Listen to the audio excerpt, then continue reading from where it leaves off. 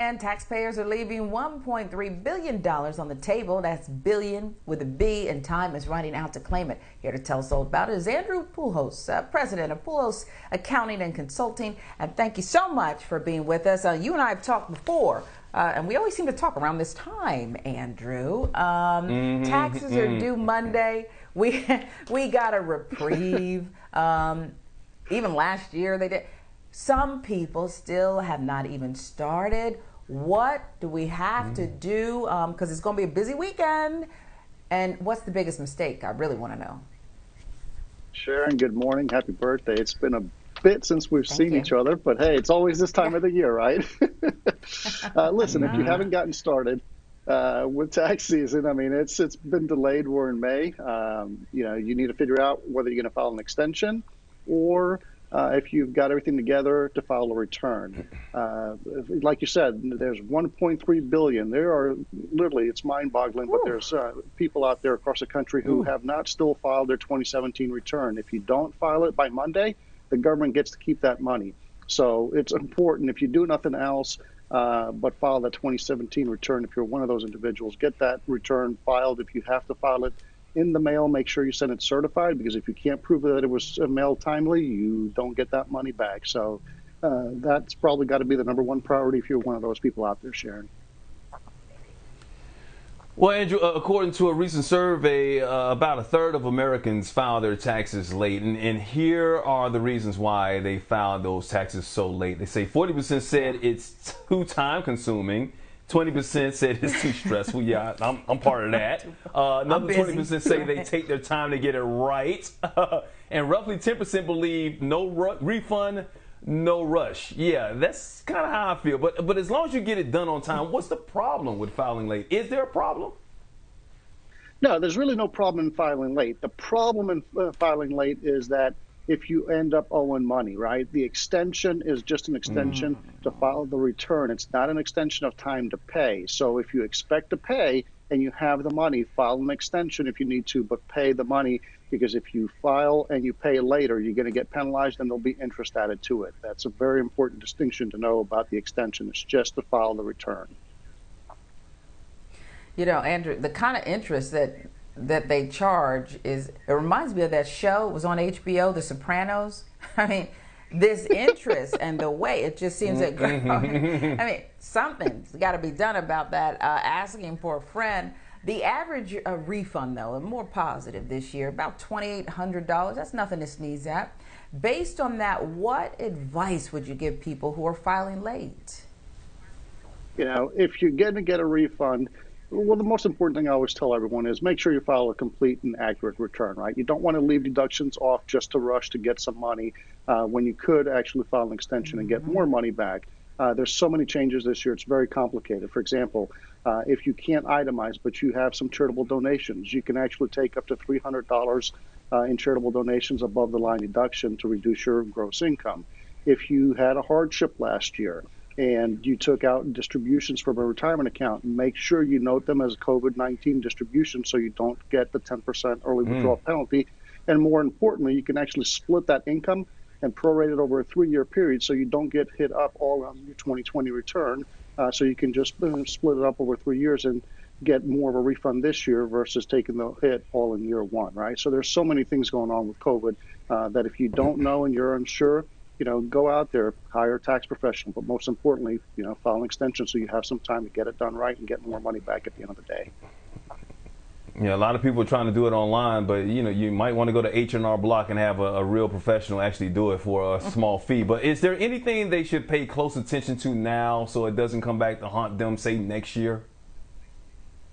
Yeah, I mean, one of the things is, look, Mike, we always forget that the Affordable Care Act penalty is gone, right? But people are still getting insurance through the marketplace. So if you've gotten insurance, you need to make sure you reconcile those subsidies this year, because we've had situations where I see people forget about that. They don't put it in a return. The IRS will actually mail a letter, and they will not be able to process the return, which just slows down processing your return, delays. I mean, you could be out 6 or 9 months waiting for a refund at that point. So just because we don't have the penalty doesn't mean that you don't need to reconcile the subsidies if you've gotten some. The good thing is with the CARES Act now, or the American Rescue Plan, I should say, is that Congress has changed and said that if you end up having to repay subsidies in 2020, you don't have to pay them back. So that's actually some more bonus money that you get if you do it right.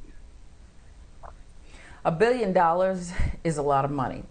Why on earth is all that money just sitting out there? Tax refunds, unclaimed. Who's eligible? How can they get their hands on it? Is there an expiration date? Absolutely. So, Sharon, as you guys pointed out, the statistics just a moment ago, right? People procrastinate, they get stressed out. Sometimes, life events happen. You have a death in the family, you lose your job. The last thing you're worried about is filing your tax return. But inevitably, there's a timeline to be able to file your return and claim a refund. And it's 3 years from the time that the return is due, the deadline. So your 17 return was due by April 15, 2021. Now we have the deadline actually has passed, but because the deadline got extended to May 17th, you have until Monday to file that 17 return. It's $1.3 billion collectively amongst American taxpayers. And it's just, it's a waste if you don't file your return to get your money back. We have several of those on our desk that I'm working for on Monday. And again, I just want to reiterate that you cannot file electronically at this point because a statute to file electronically on a 17 tax return has come and gone. So you have to file a paper return. Don't take that return to the post office and drop it in the mailbox. Go in, mail it certified mail return receipt so you have proof that the IRS gets gets the return. And whether it takes them 6 months, 9 months, or a year to process, you will get your money as long as you have proof of delivery. And you say you're the in town days this when I used to get a return. Right. Yeah. Before I go, Mike. since I got you here. Yeah, but before you go, because I want to get some tax advice for free since you're here. I mean, if you don't mind, because say you're an independent contractor, right, and you pay quarterly taxes, right? And that's what I'm starting to do now, pay quarterly taxes. Some people, not me, but other people who are independent contractors pay quarterly taxes at the end of the year. Now, my brother or somebody's brother told them that they shouldn't pay their taxes until the end of the year. Maybe take that money that you're paying quarterly or monthly and invest it, and then at the end of the year, maybe pay your taxes all at once. What would you suggest? Get a room. Okay. You two get a room. Let me tell you this, Mike, that the penalties for, depending on how much you may owe on the tax return, the penalties for failure to pay quarterly estimated payments start adding up, can be significant. And where are you going to invest that money? That's guaranteed, right? You put it in the market, you may come out ahead. You put it in some kind of, Bitcoin or, Dogecoin or something. Yeah, you could make a lot of money, but you could also lose your money and not have money to pay Uncle Sam. And so at the end of the day, it may cost you more. I'm sorry. You're going to ask your brother. So the thought might be good, right? My brother. You're going to ask my your brother trying to get me to come live with him. He gonna try. My brother trying to get me to live with him. Just laugh. My brother told me.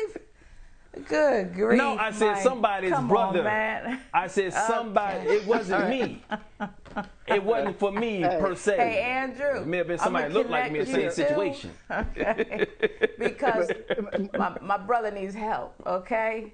We're not gonna. Come on, man. Sharon, no, my brother needs help. Everyone's become a tax expert here lately, right? Everyone's hanging around the internet since last year. I just gonna hijack the segment for his own personal return and bring up his brother. It wasn't for me. Okay. But they rapping us. Don't listen to your brother, Mike. Just make sure you pay Uncle Sam. You don't want them knocking on your door next year. Thank you, my brother. I appreciate you, my brother, for giving me some good advice. And other independent contractors out there.